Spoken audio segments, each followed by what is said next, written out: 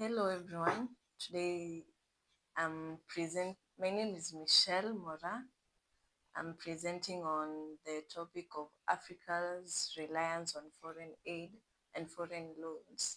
And the question is, can Africa de- can Africa continue without the foreign aid and foreign loans? So, um, the first case was the case for dependence on aid and loans.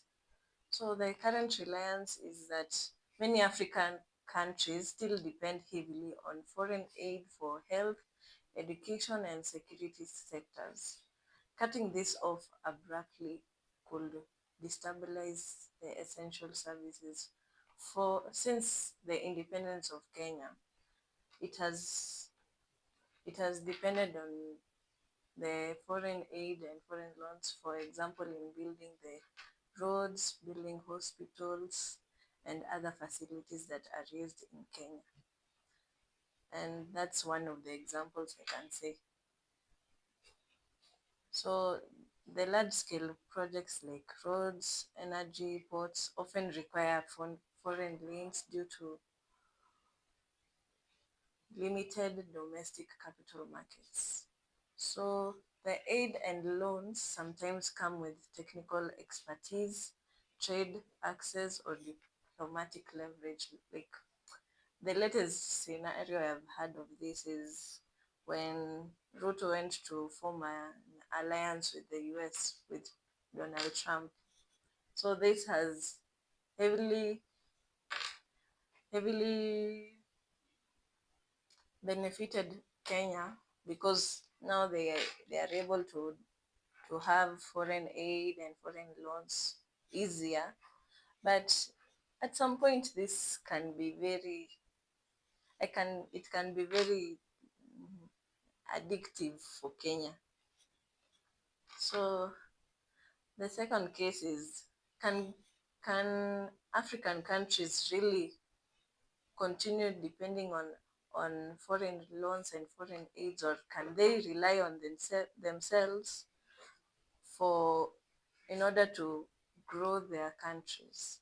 So the the things that they can do in order to stop this addiction of foreign aid and foreign loans is using their resource wealth, because obviously Africa is rich in natural resources and has a growing consumer base.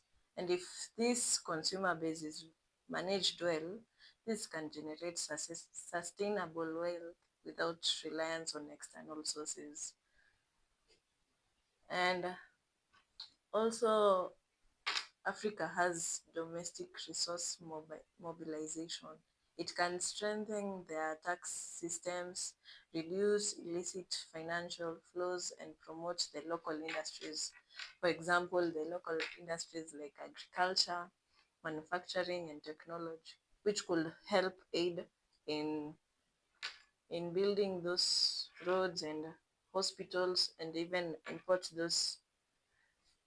to be able to import those medicines that come from abroad without relying on the loans and the aids.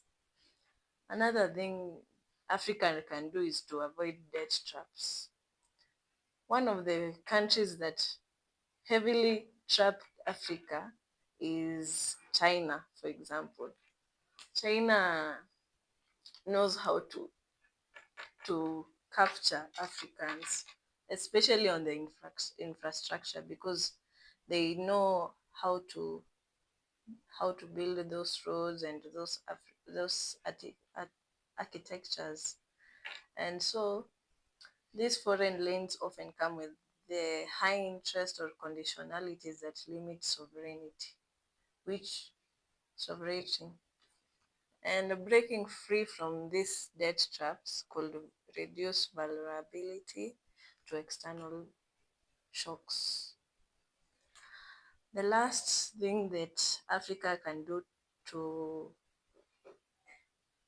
to be independent on their own is have new development models. For example, they can have they can innovate new things like they can reframe its growth strategy in the trade and the regional trade and in Africa, and form alliances with African countries. For example, Kenya can form alliance with Tanzania or other countries so that they can have their own regional trade and to grow to and be able to grow their infrastructure well. So the short-term reality of this is aid and loans remain critical for immediate needs like healthcare and humanitarian crises. And the long-term vision for this is that sustainable development requires building internal capacity, diversifying economies, and reducing reliance on external financing. The main challenge here is the governance and corruption.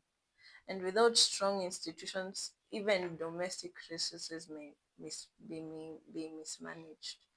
For example, I can say in Kenya, people have been have been complaining about corruption and how the money is being dispersed to the leaders and the debts that we currently have. And if new institutions that are stronger can be replaced by the current ones, I think that the loans and the debts that we currently have can be managed.